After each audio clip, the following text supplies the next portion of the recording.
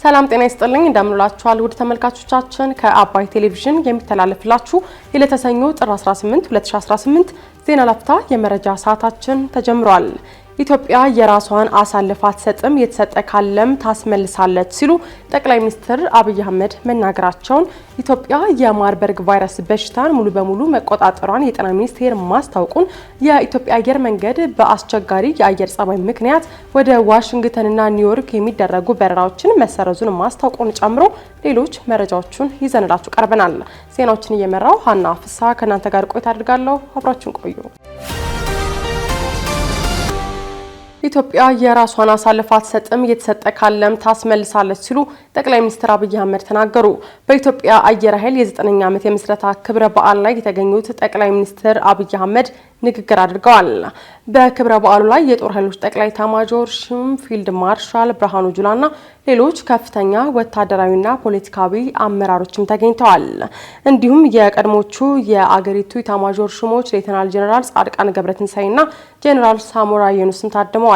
ጠቅላይ ሚኒስትር አብይ አህመድ በዚሁ መድረክ ላይ ባደረጉት ንግግር የኢትዮጵያ አየር ኃይልን በቀጣይ 5 ዓመታት አሁን ካለበት በጥፍ ለማሳደግም እቅድ ተይዟል ብለዋል። አያይዘውም አየር ኃይሉን ማዘመን የሚያስፈልገው በስጋና በአጥንት እንዲሁም ደግሞ ድል ማስመዝገብ የቀረና ያደረ ስርዓት በመሆኑ ነው ሲሉም ተናግረዋል። በሚቀጥሉት 5 ዓመታት አሁን ያለንበትን የአየር ኃይል አቅም በእጥፍ ደረጃ ለማሳደግ የኢትዮጵያ መንግስት ግልጽ እቅድ፣ በጀት እና ምንጭ ለይቶ ከዋና ዋና አምራቾች ጋር በትብብር ስራ የጀመረ ሲሆን ዛሬ የአራተኛውን ትውልድ የመዋጋት ብቃት የገነባው አየር ኃይላችን በ2030 ወደ 5ኛው ትውልድ የሚሸጋገር በቁጥርም ከተዋጊ አንጻር አሁን ያለው በእጥፍ ቁጥር የምናሳድግ ይሆናል። በአየር ኃይል መብቃት ማሳደግ የሚያስፈልግበት ዋናው ምክንያት በስጋና በአጥንት ድል ማስመዝገብ ያደረ የቀረ ስርዓት ስለሆነ በቶክስ አቅም፣ በፕሪሲሽን፣ በቴክኖሎጂ ብዙ ምሽጎች ማፍረስና ውጊያን ማሳጠር ታሳቢ ያደረገ አቅጣጫ እንከተላለን። እያንዳንዱ ኢትዮጵያዊ ውድ ስለሆነ ቴክኖሎጂን በመጠቀም የሰው ሕይወት በመቀነስ የምንፈልገውን ድል ለመጎናጸፍ እንዲያበቃን በሚቀጥሉት 5 ዓመታት ቢያንስ አሁን ያለው አቅማችን በእጥፍ የሚያድግ ይሆናል። ለጠላቶቻችን በራችን በቅጡ መዘጋቱን ማረጋገጥ ያስፈልጋል ያሉት ጠቅላይ ሚኒስትር አብይ ለወዳጆቻችን ግን በራችን ክፍት ነው ሲሉም ተናግረዋል። የኢትዮጵያን ክብር፣ የኢትዮጵያን ጥቅም ለማስከበር ተኝተን የማናድር መሆኑን ማረጋገጥ እወዳለሁ በማለትም አሳስበዋል። ኢትዮጵያ ለወዳጆቿ በሯን እየከፈተች በትብብር ለመስራት፣ አብሮ ለማደግ፣ ለመማማር ሰፊ ጥረት እያደረገች ትገኛለች። በዚያው ልክ ለጠላቶቻችን በራችን በቅጡ መዘጋቱን ማረጋገጥ ያስፈልጋል። ባለፉት 100 ዓመታት ጠላቶቻችን ከቅርብና ከሩቅ የኢትዮጵያን አጠቃላይ አቅም ለማዳከም ስትራቴጂ ጥቅሞቿን ለማደናቀፍና ጥቅሞቿን ለመጋራት በብዙ ደክመዋል፣ በብዙ ሰርተዋል። ያ እንዳይደገም ወዳጆቻችን በራችን ክፍት ነው። በትብብር አብረን ለመስራት፣ አብረን ለማደግ ያለንን ቁርጠኝነት በድጋሚ እያረጋገጥኩ፣ ጠላቶቻችንን በሚመለከት ግን የኢትዮጵያን ክብር፣ የኢትዮጵያን አንድነት፣ የኢትዮጵያን ብሔራዊ ጥቅም ለማስከበር ተኝተን የማናድር መሆኑን በድጋሚ ማረጋገጥ እወዳለሁ። ጠቅላይ ሚኒስትር አብይ አህመድ በንግግራቸውም አንዳንዴ የምትስቱ ቆማችሁ የቀራችሁ ወደፊት መራመድ የምትቸገሩ ሀገራት ደጋግማችሁ ማሰብ የሚጠበቅባችሁ ኢትዮጵያ ትናንትና ላይ የቆመች ሀገር አለመሆኗን ነው ሲሉም ገልጸዋል። ወዳጅም ጠላትም አንድ እንዲገነዘብ የምፈልገው ነገር ኢትዮጵያን በቅጡ፣ ኢትዮጵያን በበቂ አናቃትም። ኢትዮጵያ ከምታውቋት ያለፈች ሀገር ናት። በሀብቷም፣ በታሪኳም፣ በብቃቷም ከዚያ ባሻገር ኢትዮጵያ እያደገች ያለች ሀገር ናት። የአፍሪካ ትንሣኤ፣ የአፍሪካ ተመልሶ የማደግ ምልክት የምትሆን ሀገር ናት። ከእንደዚህ ያለው ሀገር ጋር ተስማምቶ ተባብሮ አብሮ ማደግ ብቻ ነው የሚያዋጣው። ከዚያ ውጭ ያለው አማራጭ ጥፋት ስለሚያስከትል አንዳንዴ የምትስቱ ቆማችሁ የቀራችሁ ወደፊት መራመድ የምትቸገሩ ሱ30 JC10 ወይም ከዚያ ያለፉ ቴክኖሎጂዎች ሲጠሩ ይሄ ደግሞ ምንድነው ብላችሁ ግራ የሚገባችሁ አሁንም ሚግ 21 ላይ ያላችሁ ሀገራት ደጋግማችሁ እንድታስቡ የሚያስፈልገው ኢትዮጵያ ትናንትና ላይ የቆመች ሀገር አይደለችም። ኢትዮጵያ ነገን ለመዋጀት አበክራ የምትሰራ ሀገር ናት ያሉት ጠቅላይ ሚኒስትር አብይ የማንንም አትፈልግም የራሷንም በየዋህነት በተላላ አሳልፋ አትሰጥም የተሰጠ ካለም ማወራረዷን አትተውም በማለትም አጽንኦት ሰጥተዋል። ኢትዮጵያ ነገን ለመዋጀት አበክራ የምትሰራ ሀገር ናት። የማንንም አትፈልግም የራሷን በየዋህነት በተላላ ባጭር ጊዜ ድል አሳልፋ አትሰጥም። የተሰጠ ካለም ማወራረዷን አትተውም። ኢትዮጵያ የማርበርግ ቫይረስ በሽታን ሙሉ በሙሉ መቆጣጠሯን የጤና ሚኒስቴር አስታወቀ። የዓለም ጤና ድርጅት እንዲሁም በሀገራችን የማርበርግ በሽታ ቅኝትና ምላሽ መመሪያ መሰረት ወረርሽኙ ሙሉ በሙሉ በቁጥጥር ስር መዋሉ የሚታወጀው የመጨረሻው የማርበርግ ታማሚ ከነበረበት 42 ቀናት ውስጥ ሌላ ተጨማሪ በበሽታው የተያዘ እንዲሁም ሕይወቱ ያለፈ ሰው አለመኖሩ ሲረጋገጥ ነው።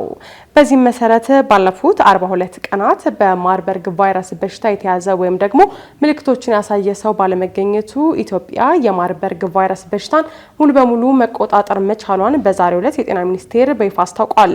ሚኒስቴሩ በሽታውን መቆጣጠሩን አስመልክቶ ዛሬ ባዘጋጀው የማብሰሪያ መርሃ ግብር ላይ ቫይረሱ ወደ ሌሎች አካባቢዎች እንዳይሰራጭና ጉዳት እንዳያደርስም ጥረት ላደረጉ አካላት እውቅና ሰጥቷል።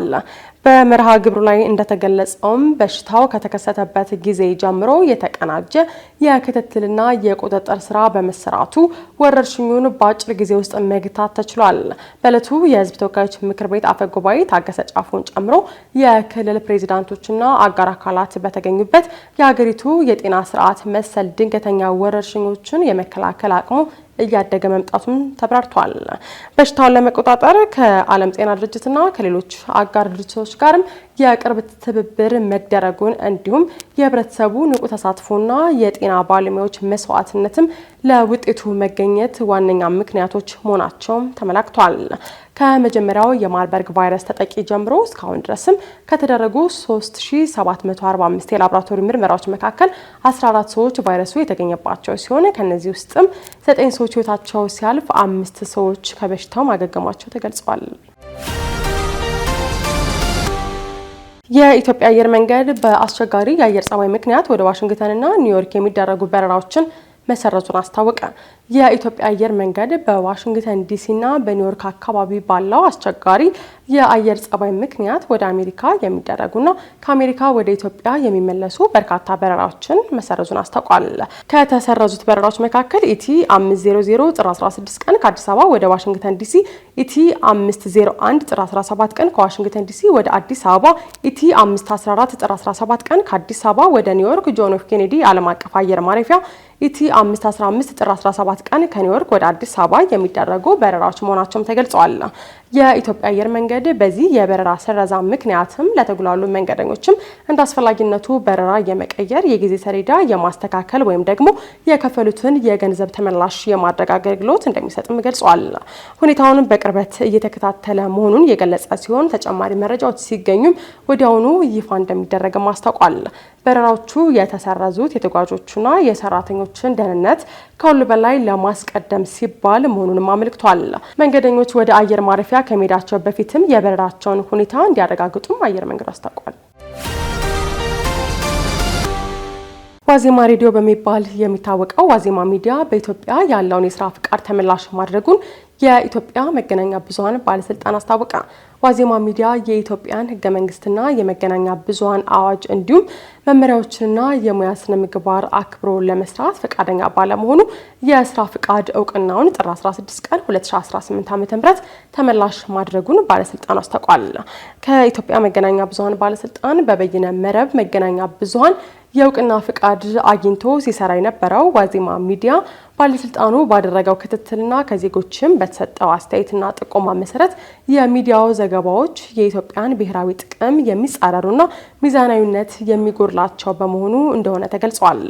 እንዲሁም የፌዴራልና የክልል መንግስታት አስተያየትና ምላሽ ያልተካተተበት ሁከት ቀስቃሽና የሙያ ስነ ምግባርን የጣሰ የአንድ ወገን ዘገባ ብቻ የተንጸባረቀበት ሆኖ በመገኘቱ እንደሆነ ባለስልጣን መስሪያ ቤቱ ተናግሯል። የመገናኛ ብዙሃን ባለስልጣኑ ዋዜማ ሚዲያ ተደጋጋሚ የእረምት ግብረ መልስ ሲሰጠው የቆየ ቢሆንም የተሰጠውን አስተያየትና የማስተካከያ እርምጃ ባለመቀበሉ የስራ ፍቃዱን ተመላሽ እንዲያደርግ በተወሰነ ውሳኔ መሰረት ተግባራዊ ማድረጉን አስታውቋል። የኢትዮጵያ መገናኛ ብዙሃን ባለስልጣን በመግለጫው አክሎም ዋዜማ ሚዲያ የሀገርን ብሔራዊ ጥቅም አደጋ ላይ የሚጥሉ የጋዜጠኝነትን ስነ ምግባርን መሰረት ያላደረገ እንዲሁም በአዋጅና መመሪያ ያልተፈቀዱ ተደጋጋሚ ጥሰቶችን መተላለፉን ተከትሎ ባለስልጣኑ ሲያከናውንለት የነበረውን ድጋፍ ማቋረጡን ገልጿል። ባለስልጣን መስሪያ ቤቱ በአዋጁ ቁጥር 1238/2013 መሰረት ዋዜማ ሚዲያ የተለያዩ ጥሰቶችን ለፈጸሙ ጥፋት ከ2 ወር በፊት የመጨረሻው ማስጠንቀቂያ ተሰጥቶት እንደነበር ይታወሳል። የኢትዮጵያ መገናኛ ብዙሃን ባለስልጣን ይህንን ውሳኔ ማሳለፉን ተከትሎ ዋዜማ ሚዲያ በውሳኔው ማዘኑን ገልጿል። በአሜሪካ ሚኒሶታ ሰልፍና ተቃውሞ መበርታቱን ተከትሎ የሚኒሶታ ገዢ ትራምፕ የፌዴራል ኃይሎችን ከግዛቱ እንዲያስወጡ ጠየቁ። የአሜሪካ የፌዴራል ኃይሎች በቀናት ልዩነት ቅዳሜ ዕለት 2ኛ ሰው መግደላቸውን ተከትሎ ሚኒሶታ ውስጥ የምትገኘው ሚኒያፖሊስ ከተማ ነዋሪዎችና አመራሮች ከፌዴራል የጸጥታ አካላት ጋር መጋጨት ቀጥለዋል። ይህንንም ተከትሎ የሚኒሶታ ገዢ ቲም ዋልዝ የአሜሪካው ፕሬዝዳንት ዶናልድ ትራምፕ ሚኒሶታ ውስጥ ያሰማራቸውን 3000 ያልሰለጠኑ ኃይሎች እንዲያስወጡም ጥሪ አቅርበዋል። እኛ በሰላም እናምናለን። የፌዴራል ኃይሎች ሌላ ሰው ከመግደላቸው በፊት ዶናልድ ትራምፕ እነዚህን 3000 ያልሰለጠኑ ኃይሎች ማስወጣት እንዳለባቸው እናምናለን ሲሉ የሚኒሶታው ገዢ ተናግረዋል። ቅዳሜ ዕለት ከፌዴራል ኃይል በተኮሰ ጥይት የተገደለው አንድ ግለሰብ የጽኑ ሕክምና ክፍል ነርስ እንደነበር ተገልጿል። የሚኒያፖሊስ ከተማ ነዋሪዎችም የ37 ዓመቱን አሜሪካዊ ግድያ በመቃወምም ሰልፍ ወጥተዋል። የሚኒሶታ ግዛትና የፌዴራል ባለስልጣን የግለሰቡን ሞት በተመለከተም በጋዜጣዊ መግለጫዎች የሚሰጧቸው ማብራሪያዎች አንዳቸው ከሌላኛቸው ጋር የሚጣረሱ ናቸው። ሟች ግለሰቡ ይዞት ነበር ከተባለው ሽጉጥ ጋር በተያያዘ የመሳሪያ መያዝ መብት ጉዳይ የህግ አውጪዎችን አቋም ከፋፍሏል።